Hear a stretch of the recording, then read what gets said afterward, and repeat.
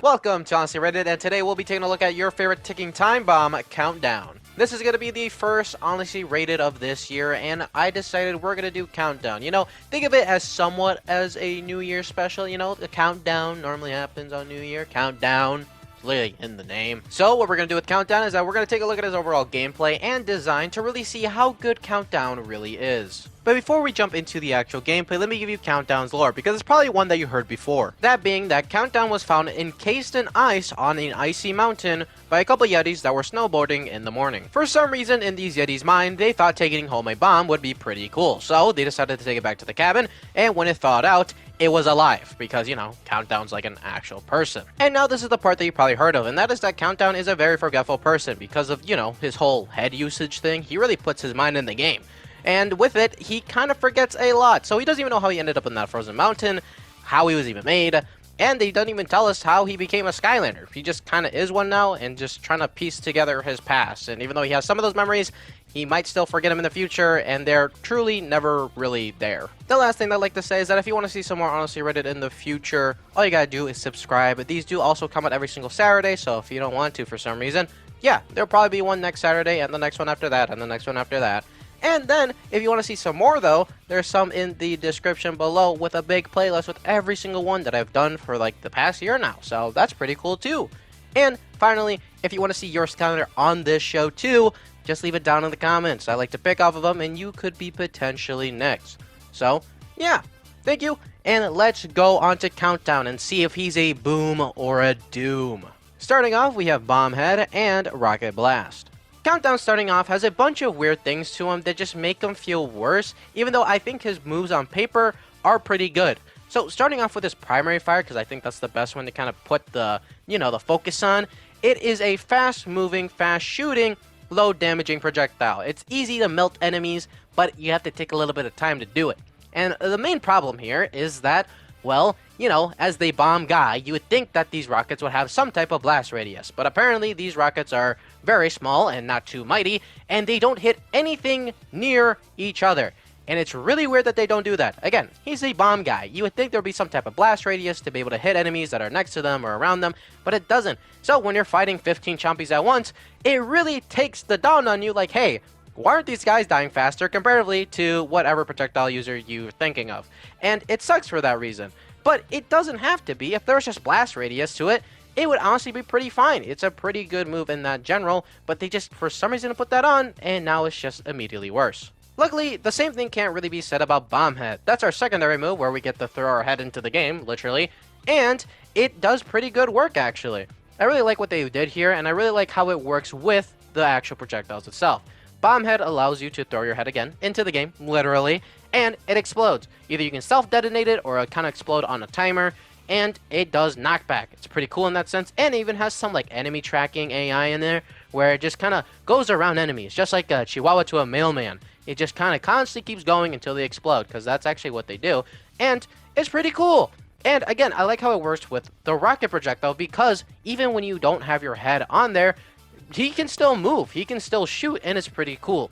The only downside with this move is a very minor one, and that being that you can't jump when you throw this move. You can jump and throw the move, but if you decide to use this move on the ground, you won't be able to jump for a couple seconds. So if you have anybody that's doing a grand slam or trying to shoot you or hit you, you can't jump out of it. You gotta fully kind of brace yourself and get hit. It's really annoying, at least in the beginning when you're trying to learn the character, but becomes something that you can easily dodge. Or again, you can jump and use the move and you'll be perfectly fine. So it's really up to you. It's just a little bit of a learning thing you got to do immediately, or you're going to have a little bit of a downtime with Countdown.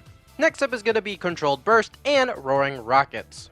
Controlled Burst is a hold fire move where if we hold down our primary button, we get to fire off a big rocket, and it does a very massive pushback. No, not knockback like the thing that our Bombhead does. Pushback. It literally just pushes back the enemy and doesn't cause them to stumble onto the ground. For what reason? I don't really know, but it's actually a really good pushback. Comparatively to a lot of them that just do a little bit, it's just like a little bit of a shove, this is actually like a significant pushback. Would I rather have knockback? Obviously, it's the better of the two, but I can't disagree with an actual good pushback move. So you know what? It's pretty good, and it does really solid damage. Being at 76 at max level, that is absolutely insane for someone that does 20 damage. Well, at least now 23, because of our second move, which just adds more damage for our rockets. Personally, it's kind of whatever. I don't really care about it, but it is nice for someone that, again, doesn't have super high damage, so just giving it a little bit more, and probably more in the future, is always nice. Now we get the most cursed thing ever, being Explosive Friendship and Hefty Concussion. Explosive Friendship is something that I definitely think Countdown needed, which is a close-up attack, but doesn't do it in the full capable way that I think a different move or maybe it should have worked. Let me just tell you what Explosive Friendship is first, though. It allows you to birth or summon or make whatever you really think that Countdown's doing down there, a little friend. And what this little friend, just like a dog, again, I don't know why I keep going with dog analogies, he just kind of chases any nearby enemy and knocks them down. And because of that, it should be good because Countdown wants space. So allowing just some type of air, some room to allow you to freely move should be a good thing. But there's a little bit of a downside to it. That one defect being time. The amount of time that it takes for these guys to actively find the enemy, go towards them, is a little too much, especially for something that's kind of supposed to be a, hey, if the enemy's up close to you, these guys will hit them.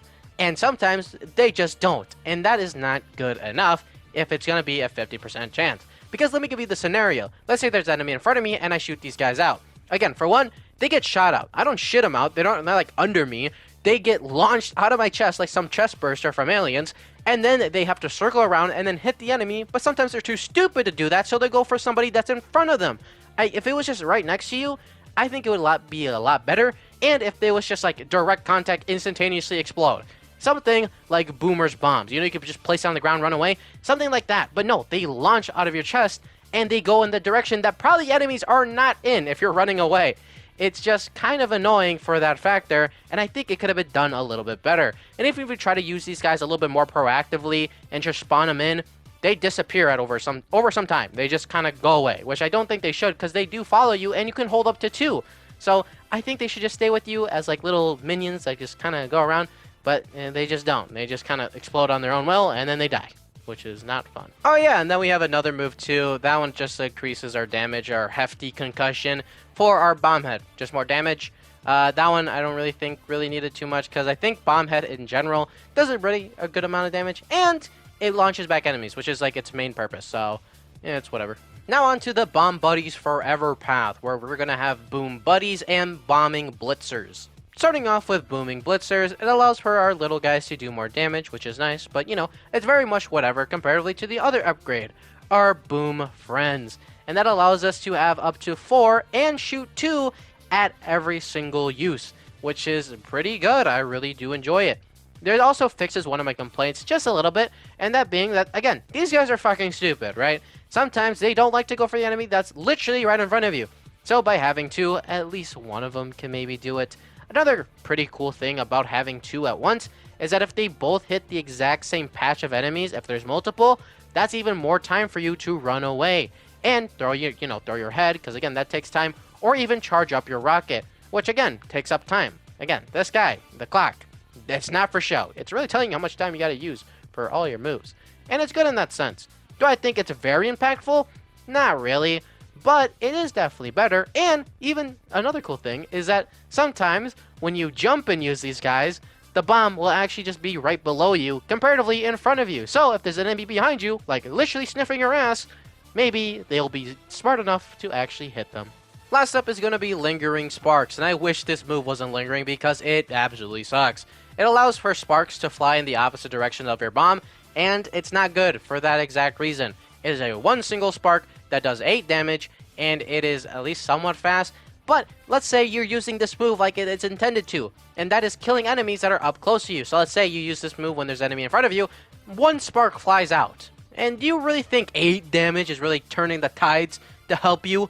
No. Personally, I think just giving more knockback to these little guys would have been cooler, but I'm not a game developer, and I probably wasn't even smart enough to think of that when I was younger. So this is what we have, and I wish it wasn't. On to the Rocketeer path, where we have the Triple Threat and Warhead Hands. These first 2 moves are the first moves I think that I actually don't really have any complaints for, just because of how basic they are. First one being Triple Threat, where we get to shoot off 3 rockets now instead of just that one big one. And the 2 little ones still actually do the same amount of damage as the normal one, which is actually pretty cool. So it's still doing 76 to everything around you, and it's very beneficial, and I really do like that because you don't use the primary fire often when it comes to Countdown if you have very little space. Then our second one allows for our rockets to do more damage. Again, Countdown doesn't do a lot of damage quickly, so just adding more damage to that, and even the big one, is still pretty cool. I did call it. Do I wish it was in the path? Not really, but we have it, and we gotta deal with it, and at least it's beneficial. And last up we have is Mega Mortar, which is a pretty fine move, I guess. Listen, it doesn't really matter too much. It's damage upgrade to the big boy, which is definitely good, just because of how much damage it already does. So now it doing 84 is definitely a very nice treat to the eyes. But again, not much to really say. It's alright. It's nothing crazy. And for the last move, we have Self-Destruct, which is honestly a pretty cool soul gem. Listen, self-destructing any game is always cool to see, and to make it so you can't die in this game and continue doing it over and over again is even cooler. It has a couple of pros with it too. It obviously does a bunch of damage, and it knocks back enemies. Sometimes I've seen enemies not actually fly and hit me. It's very fucking annoying. But there are obviously downsides to literally destroying every fabric atom in your body. And that being is that there's an incredibly long startup time to actually use this move, and there is an incredible amount of downtime. Now, while you're in this downtime, you can shoot rockets for some reason. I don't think that you're supposed to. And if you start jumping during this little downtime of yours too, you can actually get out of it quicker comparatively for waiting the whole animation to go through. So take that to mind. But overall, it's a pretty cool move. Just you literally can't use it against projectile people because obviously they'll shoot you while you're just sitting there helpless. And you can't use it against big guys. I guess you can if you think they're gonna die, but if they don't, you will have a heavy price to pay. Alrighty, so we took a look at Countdown, his moves, his design, his pass, and even his soul gem, and I'm ready to give you my honest rating on him. And that honest rating being a solid 3 out of 5. Now, does he have a bit of flaws? Yeah, again, I think that he should have had some blast radius on his actual primary fire. I think that maybe some of the animations and not letting you jump and stuff like that should have been shortened at least a little bit on his normal moves. I think the soul gem is perfectly fine. That totally makes sense. But the thing that I really think that gets Countdown to not be too great is really up to level design.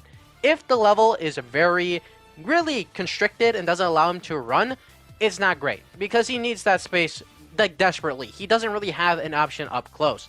But if you have a place that really casts the net for you to run around and allow you to throw bombs and really make sure enemies don't catch up to him, he is actually perfectly fine.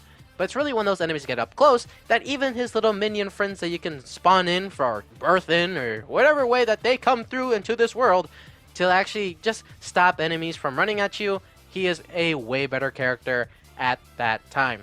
So yeah, that is the reason why Countdown is honestly probably just a 3 out of 5, pretty mid-range, and still solid character.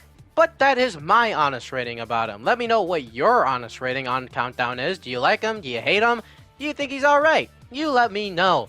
And let me know if you like these little bomb things, because again, they're like Pac-Man with teeth. I never want to see that in my life. And also let me know what guys you want to see next.